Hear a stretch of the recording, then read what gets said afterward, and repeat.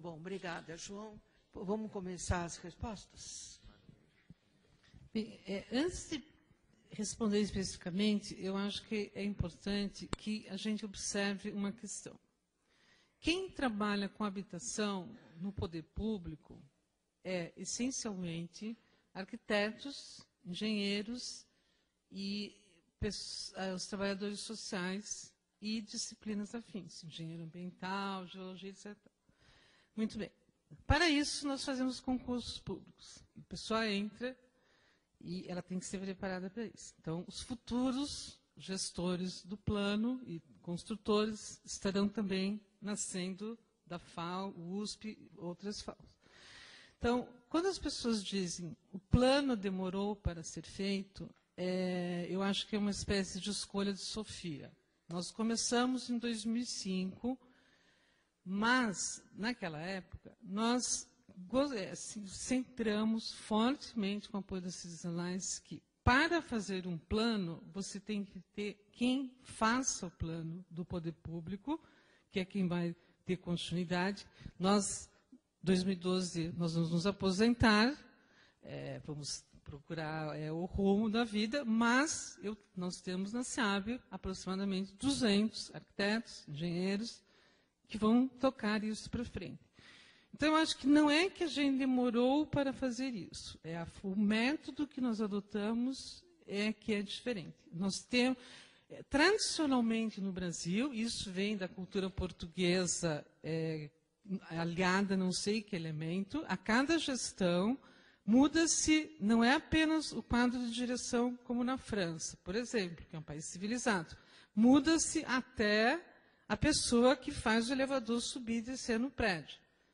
Então, a gente tem que ter esse corpo técnico que vai dizer, olha, chega o novo secretário da Habitação lá e diz assim, bem, tenho aqui o projeto habitacional fantástico, vou substituir todas as favelas por prédios. Aí os funcionários vão dizer, fulano, o senhor vai fazer o que está no plano. Passei por várias gestões e sei, e o Nabil também sabe, o Nabil foi superintendente da AB, o quanto se pode perder trabalhos. Então, eu acho que a demora foi nessa construção. Nós poderíamos ter contratado uma consultoria, feito o plano rapidamente, e ele não ser incorporado. Então, eu acho que essa tradição do planejamento no Brasil necessariamente tem que ser mudada. Isso é a praga.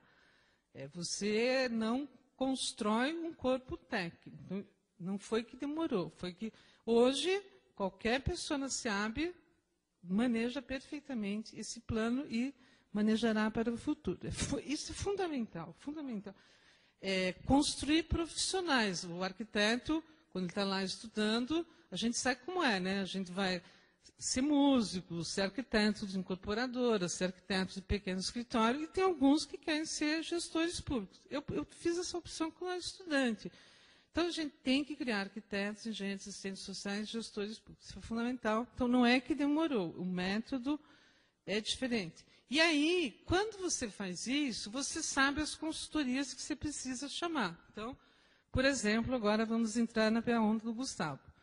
O trabalho do INPE, assim que ele foi publicado, nós imediatamente fomos procurar o INPE, o professor Carlos Nobre, e fomos procurados pelo Banco Mundial para que, já está em fase de elaboração, como a mudança climática afeta as populações de baixa renda, que é o nosso objetivo. É importante deixar claro que a Prefeitura de São Paulo, a missão da habitação dela é a população prioritariamente de menos de 3 salários mínimos, secundariamente até 6 e terciariamente até 10. Então, como a mudança climática pode afetar essas populações e o que fazer na hora dos projetos, dos programas urbanos, etc., já prevendo o que isso vai afetar a vida da cidade de São Paulo. E já afeta, né, diga-se de passagem. Então, nós temos um trabalho, ele é único na área, o Banco Mundial está fazendo um piloto em 4 cidades, e com certeza nós já estamos querendo incorporar o INPE nesse sentido. Assim como nós temos um grupo de projeto que já vem incorporando tecnologias necessárias, como, por exemplo, consumo de energia menor, etc. A gente sempre está buscando que se regulamente, inclusive. Hoje em dia, tem uns negócios de eletricidade, por exemplo, tem Delta e Estrela, um consome menos que o outro. Todos os nossos projetos e construções já adotam ligações individuais, etc. Tudo que há de mais novidade nessa área.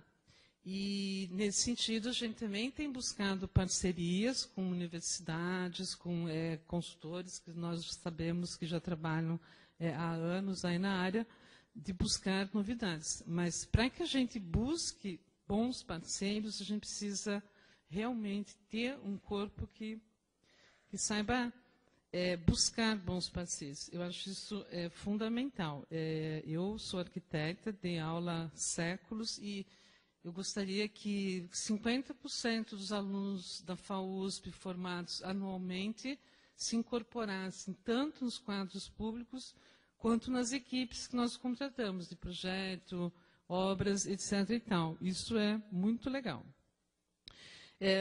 Depois o Ricardo poderá falar aqui, eu acho que a Marta Dora fez uma intervenção importante, eu não sei, Cândido, quando a gente, em 2005, olhou para o mapa de intervenções que estava previsto, tinha uma favela aqui que ia ser urbanizada, a outra não sei aonde, e a montante e 50 não iam ser urbanizadas. Então, a bacia hidrográfica, salvo engano, é uma leitura que você tem de um território onde você sabe que há prioridades de intervenção. Sem esquecer, obviamente, toda a contribuição que você trouxe aqui e que está à disposição no site e que nós vamos já virar sócios do seu site. Mas a bacia hidrográfica é um grande avanço do que era antes, um bando de ações pontuais, nem se sabia o porquê. E acho que em relação à contribuição, que o João pergunta, nós temos estabelecido parcerias com escolas. O próprio Conselho Municipal de Habitação, ele tem um grupo de trabalho que trata da construção de cursos de pós-graduação, etc. e tal, com universidades, de modo que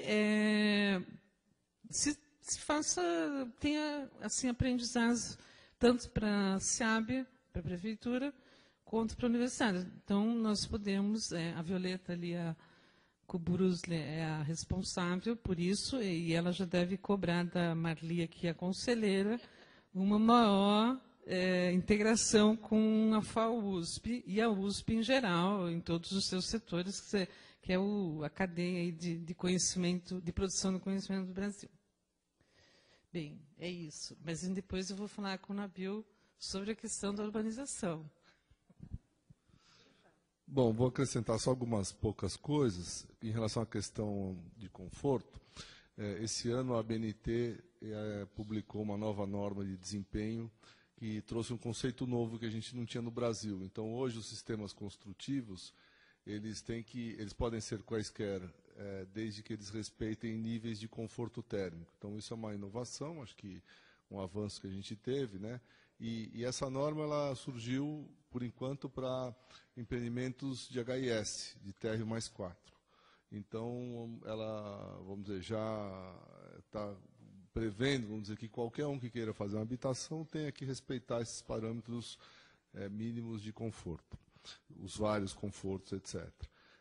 Em relação à sustentabilidade, também que o Gustavo falou, hoje, infelizmente, coincidiu, vocês não podem estar lá porque estão aqui, vice-versa, está tendo um seminário lá na prefeitura chamado Cidade Compacta. E eu participei de manhã desse seminário, muito interessante.